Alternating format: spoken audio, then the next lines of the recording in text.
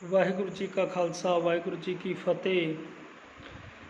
ਇਹ ਜੋ ਵੀਡੀਓ ਹੁਣ ਸ਼ੁਰੂ ਕੀਤੀ ਹੈ ਇਹਦੇ ਵਿੱਚ ਆਪਾਂ ਸ਼ੁਰੂ ਕਰ ਰਹੇ ਹਾਂ ਚੌਪਈ ਸਾਹਿਬ ਤੋਂ।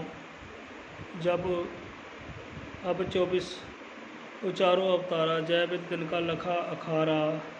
सुनो संत सबै चित लाए वर्णत श्याम जथा मत पाए। जब जब होत अरिष्ट अपारा तब तब दे तारत अवतारा। काल सबन को पोख तमासा अंत काल करत है नासा।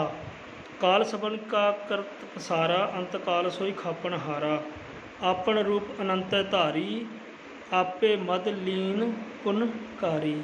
सो ये जो शब्द दियाँ चौपाई साहब दे विच पंक्तियां हैं, ये गुरु साहब जी फरमाते हैं कि जदों धंधुकारा होया तो धंधुकारे तो बाद जो धरती बनाई गई, फिर पानी दे विच जदों सारे जीव आ गए,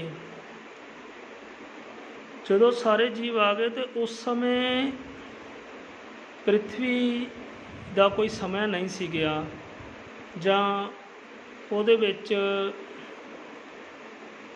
ਕਿਸੇ ਵੀ ਚੀਜ਼ ਦਾ, ਸਮੁੰਦਰ ਦਾ ਕੋਈ ਇੱਕ ਰਸਤਾ ਨਹੀਂ ਸੀਗਾ ਜਾਂ ਲਾਵੇ ਦਾ ਕੋਈ ਇੱਕ ਰਸਤਾ ਨਹੀਂ ਸੀਗਾ। ਉਹ ਸਾਰੇ ਵੱਖਰੇ ਵੱਖਰੇ ਸਨ, ਉਹਨਾਂ ਦਾ ਕੋਈ ਟਾਈਮ, ਉਹਨਾਂ ਦਾ ਕੋਈ ਸਮਾਂ ਨਹੀਂ ਸੀ। ਤਦ ਗੁਰੂ ਸਾਹਿਬ ਜੀ ਫਰਮਾਨ ਕਰਦੇ ਹਨ ਕਿ ਜੈ ਬਿਦ ਤਿੰਨ ਕਾ ਲਖਾ ਅਖਾਰਾ, ਕਿ ਤਿੰਨ ਚੀਜ਼ਾਂ ਪ੍ਰਮਾਤਮਾ ਨੇ ਪ੍ਰਗਟ ਕੀਤੀਆਂ।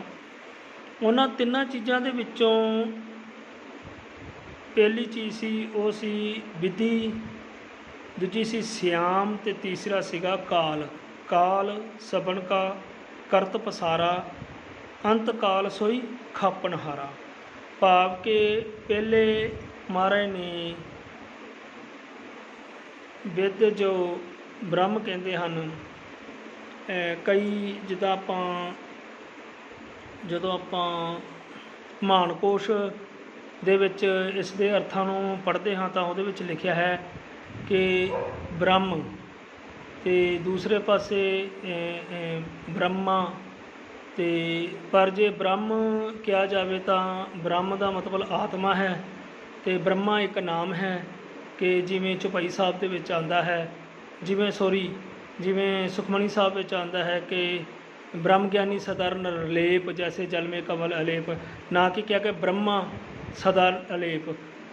तो ये थोड़ा फर्क है कि ब्रह्म ते ब्रह्मा विच कि एक जदों अकाल पुरख ने जदों एक फूक मारी तो उहदे विचों तीन चीज़ां प्रगट होईयां, एक हवा, दूसरियां आत्मावां ते तीसरा काल। हुण जदों काल ते ब्रह्म ते आत्मावां ते जदों हवा प्रगट हुई तो हवा ने तरंगा पैदा कीतियां समुंदर विच, जिहदे नाल एटमोसफेयर बनिया, तो उस दे नाल ही फिर बदल बने, बदलों के नाल बिजली बनी, तो बिजली तो अग बनी। भाव कि जदों परमात्मा ने तीन चीज़ां बनाईयां, जै बिद तिन का लखा अखारा। भाव जदों परमात्मा ने फूक मारी तो ਉਹਦੇ ਵਿੱਚੋਂ ਇੱਕ ਹਵਾ ਆਈ, ਇੱਕ ਆਤਮਾਵਾਂ ਆਈਆਂ ਅਤੇ ਤੀਸਰਾ ਸਮਾਂ ਭਾਵ ਕਿ ਕਾਲ ਆਇਆ। ਹੁਣ ਕਾਲ ਦਾ ਤਮਾਸ਼ਾ ਇਹ ਸੀਗਾ ਕਿ ਉਸ ਨੇ ਧਰਤੀ ਨੂੰ ਜੋ ਅਨਸਟੇਬਲ ਸੀ, ਜੋ ਅਰਥ ਵਿਵਸਥਾ ਸਟੇਬਲ ਨਹੀਂ ਸੀਗੀ, ਤਾਂ ਉਸ ਨੂੰ 24 ਘੰਟਿਆਂ ਦੇ ਵਿੱਚ ਬੰਨ੍ਹਿਆ। ਫਿਰ ਸਮੁੰਦਰਾਂ ਨੂੰ ਬੰਨ੍ਹਿਆ, ਧਰਤੀ ਦੀ ਕੋਖ ਦੇ ਵਿੱਚੋਂ ਹੀ ਚੰਦਰਮਾ ਨੂੰ ਬਣਾਇਆ ਅਤੇ ਸਮੁੰਦਰਾਂ ਨੂੰ ਬੰਨ੍ਹਿਆ। ਇਸੇ ਤਰ੍ਹਾਂ ਲਾਵਿਆਂ ਨੂੰ ਬੰਨ੍ਹਿਆ ਅਤੇ ਜੀਵਾਂ ਦੇ ਵਿੱਚ ਆਤਮਾ ਨੂੰ ਫੂਕਿਆ। ਅਤੇ ਇਹ ਤਿੰਨ ਚੀਜ਼ਾਂ ਬਣਾ ਕੇ ਪਰਮਾਤਮਾ ਨੇ ਜੋ ਇਹ ਸ੍ਰਿਸ਼ਟੀ ਦੀ ਰਚਨਾ ਕੀਤੀ ਕਿ ਹਰ ਜੀਵ ਦੇ ਅੰਦਰ ਆਤਮਾ ਪ੍ਰਵੇਸ਼ ਹੈ। ਹਰ ਕੁਝ ਜਿੱਦਾਂ ਸਮੇਂ ਦੇ ਨਾਲ ਉਹ ਸਰੀਰ ਦੇ ਵਿੱਚ ਆਉਂਦੀ ਹੈ ਅਤੇ ਆਪਣੇ ਸਮੇਂ ਦੇ ਨਾਲ ਹੀ ਸਰੀਰ ਦੇ ਵਿੱਚੋਂ ਨਿਕਲ ਜਾਂਦੀ ਹੈ। ਉਹ ਅੱਗੇ ਚੌਪਈ ਸਾਹਿਬ ਦੇ ਵਿੱਚ ਆਉਂਦਾ ਹੈ ਕਿ ਕਿਵੇਂ ਕਾਲ ਆਪਣੇ ਉੱਤੇ ਕੋਈ ਵੀ ਦੋਸ਼ ਜਾਂ ਆਪਣੇ ਉੱਤੇ ਕੋਈ ਵੀ ਜ਼ਿੰਮੇਵਾਰੀ ਨਹੀਂ ਲੈਂਦਾ, ਉਹ ਕੋਈ ਨਾ ਕੋਈ ਬਹਾਨਾ ਬਣਾ ਕੇ ਸਰੀਰ ਦੇ ਵਿੱਚੋਂ ਆਤਮਾ ਨੂੰ ਕੱਢ ਲੈਂਦਾ ਹੈ। ਅਤੇ ਕਿਵੇਂ ਉਹ ਪਾਣੀ ਦੀਆਂ ਹਵਾ ਦੇ ਨਾਲ ਪਾਣੀ ਦੇ ਵਿੱਚ ਤਰੰਗਾਂ ਬਣੀਆਂ, ਕਿਵੇਂ ਤਰੰਗਾਂ ਤੋਂ ਬੱਦਲ ਬਣੇ, ਅਤੇ ਬੱਦਲਾਂ ਤੋਂ ਫਿਰ ਉਹ ਬਿਜਲੀ ਕੜਕੀ, ਬਿਜਲੀ ਤੋਂ ਫਿਰ ਅੱਗ आई, ਧਰਤੀ ਦੇ ਉੱਤੇ। ਤੇ ਉਹ ਜਿਹੜੀਆਂ ਚਾਰ ਵਰਨ ਨੇ, ਚਾਰ ਵਰਨ ਜਿਹੜੇ ਪੈਦਾ ਕੀਤੇ ਕਿ ਉਹ ਚਾਰ ਵਰਨ ਜਿਹੜੇ ਗੁਰੂ ਸਾਹਿਬ ਜੀ ਕਹਿੰਦੇ ਹਨ, ਉਹ ਚਾਰ ਵਰਨ ਅੰਡਜ, ਜੇਰਜ, ਸੇਤਜ, ਉਤਪਜ, ਇਹ ਚਾਰ ਵਰਨ ਹਨ। ਇਹਦੇ ਵਿੱਚ ਕੋਈ ਦੋਏ ਰਾਏ ਨਹੀਂ ਹੋਣੀ ਚਾਹੀਦੀ ਕਿ ਮੂੰਹ ਤੋਂ ਪਰਮਾਤਮਾ ਦੇ ਤੋਂ ਸ਼ਾਇਦ ਕੁਛ ਹੋਰ ਬਣਿਆ, ਜਾਂ ਲੱਤਾਂ ਬਾਹਾਂ ਤੋਂ ਕੁਛ ਛਤਰੀ ਬਣ ਗਏ, ਜਾਂ ਪੈਰਾਂ ਤੋਂ ਜਾਂ ਸ਼ੂਦਰ ਵੈਸ਼ ਬਣ ਗਏ। ਇਸ ਤਰ੍ਹਾਂ ਨਹੀਂ ਹੈ ਕਿ ਗੁਰੂ ਸਾਹਿਬ ਜੀ ਕਹਿੰਦੇ ਹਨ ਕਿ ਚਾਰ ਜਿਹੜੀਆਂ ਅੰਡਜ, ਜੇਰਜ, ਸੇਤਜ, ਉਤਪੁਜ, ਇਹ ਜਿਹੜੀਆਂ ਚਾਰ ਜਿਹੜੀਆਂ ਪਰਮਾਤਮਾ ਨੇ ਬਣਾਈਆਂ, ਉਹਨਾਂ ਵਿੱਚ ਜਾਨ ਫੂਕੀ, ਬ੍ਰਹਮ ਫੂਕਿਆ। ਅਤੇ ਉਹ ਜੋ ਬ੍ਰਹਮ ਸੀ ਉਹਨੂੰ ਇੱਕ ਕਾਲ ਦੇ ਵਿੱਚ ਸਮੇਂ ਦੇ ਵਿੱਚ ਬੰਨ੍ਹ ਦਿੱਤਾ।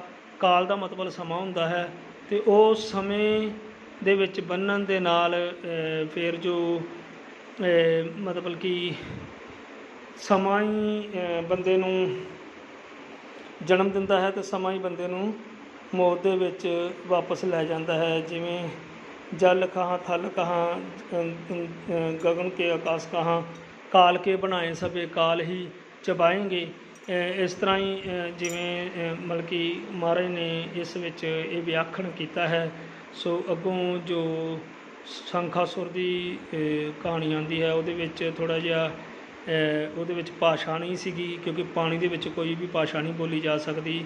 ਉਹਦੇ ਵਿੱਚ ਆਪਾਂ ਇੱਕ ਥੋੜ੍ਹੀ ਜਿਹੀ ਵਿੱਚ ਇਮੈਜੀਨੇਸ਼ਨ ਲੈ ਲਈਏ ਅਤੇ ਉਹ ਆਪਾਂ ਇਹ ਕਹਿ ਸਕਦੇ ਹਾਂ ਕਿ ਦੋ, ਇੱਕ ਰੂਪ ਅਤੇ ਇੱਕ ਬਸੰਤ ਕੌਰ, ਦੋ ਇਸਤਰੀਆਂ ਸਨ।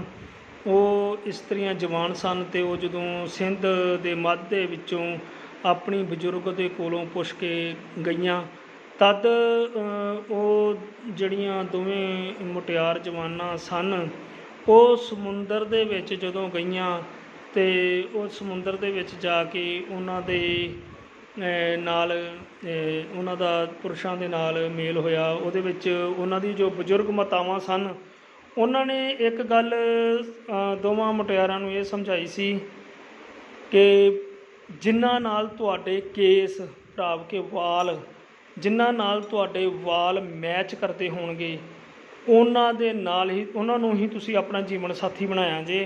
ਅਤੇ ਜਿਨ੍ਹਾਂ ਨਾਲ ਤੁਹਾਡੇ ਕੇਸ ਜਾਂ ਵਾਲ ਮੈਚ ਨਹੀਂ ਕਰਦੇ, ਉਹਨਾਂ ਨੂੰ ਤੁਸੀਂ ਆਪਣਾ ਜੀਵਨ ਸਾਥੀ ਨਾ ਬਣਾਇਆ ਜੇ।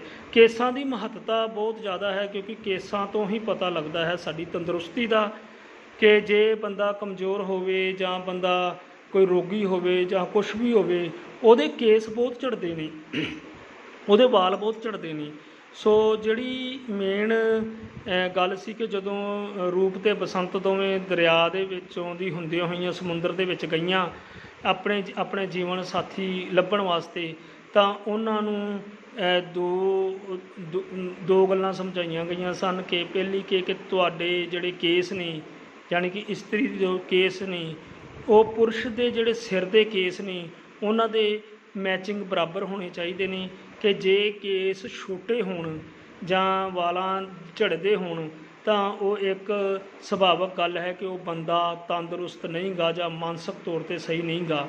ਸੋ ਇਹ ਗੱਲ ਬਹੁਤ ਇੰਪੋਰਟੈਂਟ ਹੈ ਕਿ ਕੇਸਾਂ ਤੋਂ ਹੀ ਸਾਡੀ ਤੰਦਰੁਸਤੀ ਦਾ, ਸਿਰ ਦੇ ਕੇਸਾਂ ਤੋਂ ਹੀ ਸਾਡੀ ਤੰਦਰੁਸਤੀ ਦਾ ਪਤਾ ਲੱਗਦਾ ਹੈ। ਕਿ ਜੇ ਕੋਈ ਰੋਗੀ ਹੋਵੇ, ਬਿਮਾਰ ਹੋਵੇ, ਅਤੇ ਉਹਦੇ ਕੇਸ ਜਿਹੜੇ ਨੇ ਉਹ ਝੜ ਜਾਂਦੇ ਨੇ, ਅਤੇ ਉਹ ਜਿਹੜੇ ਕੇਸ ਝੜਦੇ ਨੇ, ਉਹ ਬੰਦਾ ਠੀਕ ਨਹੀਂ ਹੁੰਦਾ ਸਰੀਰਕ ਤੌਰ 'ਤੇ। ਇਸ ਕਰਕੇ ਗੁਰੂ ਗੋਬਿੰਦ ਸਿੰਘ ਸਾਹਿਬ ਪਾਤਸ਼ਾਹ ਜੀ ਨੇ ਕਿਹਾ ਕਿ ਕੇਸ ਜੋ ਹਨ ਉਹ ਬਹੁਤ ਇੰਪੋਰਟੈਂਟ ਹਨ। ਕੇਸ ਹੀ ਸਾਡੀ ਜਿਹੜੀ ਤੰਦਰੁਸਤੀ ਦਾ ਜੋ ਇੱਕ ਚਿੰਨ੍ਹ ਹਨ।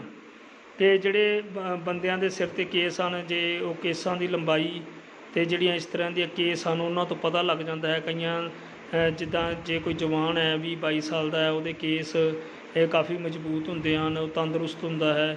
ਪਰ ਜੇ ਕੋਈ ਰੋਗੀ ਹੋਵੇ ਤਾਂ ਉਹਦੇ ਕੇਸ ਜਿਹੜੇ ਨੇ ਉਹ ਛੋਟੇ ਹੋ ਜਾਂਦੇ ਨੇ। ਜਿੱਦਾਂ 30-35-40 ਸਾਲ ਦੀ ਉਮਰ ਦੇ ਵਿੱਚ ਕੇਸ ਝੜਨੇ ਸ਼ੁਰੂ ਹੋ ਜਾਂਦੇ ਨੇ, ਅਤੇ ਉਹਦੀ ਉਮਰ ਦਾ ਪਤਾ ਲੱਗਦਾ ਹੈ ਕਿ ਇਹ ਕੇਸ ਝੜ ਗਈ। ਸੋ ਜਦੋਂ ਰੂਪ ਅਤੇ ਬਸੰਤ ਸਮੁੰਦਰ ਦੇ ਵਿੱਚ ਗਈਆਂ, ਅਤੇ ਸੁਭਾਵਿਕ ਜਿਹੜੇ ਰੂਪ ਸੀਗੀ, ਉਹਨੂੰ ਇੱਕ ਜੀਵਨ ਸਾਥੀ ਮਿਲਿਆ ਜਿਸ ਦੇ ਕੇਸ ਉਹਦੇ ਨਾਲ ਮੈਚ ਕਰਦੇ ਸਨ, ਅਤੇ ਉਹਦੇ ਵਿੱਚੋਂ ਅਮਰਾਸੁਰ ਪੈਦਾ ਹੋਇਆ। ਤੇ ਜਿਹੜੀ ਬਸੰਤ ਸੀ ਉਸ ਨੂੰ ਰਾਜੇ ਦੇ ਜੋ ਸਿਪਾਹੀ ਸਨ ਉਹਨਾਂ ਨੇ ਜੋ ਝੁੰਡ ਦੇ ਵਿੱਚ ਜੋ ਸਨ ਉਹਨਾਂ ਨੇ ਫੜ ਕੇ ਤੇ ਉਹਨੂੰ ਝੁੰਡ ਦੇ ਸਰਦਾਰ ਦੇ ਕੋਲ ਲੈ ਗਏ ਤੇ ਬਸੰਤ ਦੇ ਵਿੱਚੋਂ ਸ਼ੰਖਾਸੁਰ ਪੈਦਾ ਹੋਇਆ, ਕਿਉਂਕਿ ਉਹ ਉਮਰ 'ਚੋਂ ਸ਼ੰਖਾਸੁਰ ਦੀ ਜਿਹੜੀ ਮਾਂ ਤਾਂ ਜਵਾਨ ਸੀ ਪਰ ਉਹਦਾ ਜਿਹੜਾ ਘਰ ਵਾਲਾ ਸੀ ਉਹ ਉਮਰ 'ਚ ਉਸ ਤੋਂ ਵੱਡਾ ਸੀਗਾ, ਉਹਦੇ ਕੇਸ ਛੋਟੇ ਸਨ।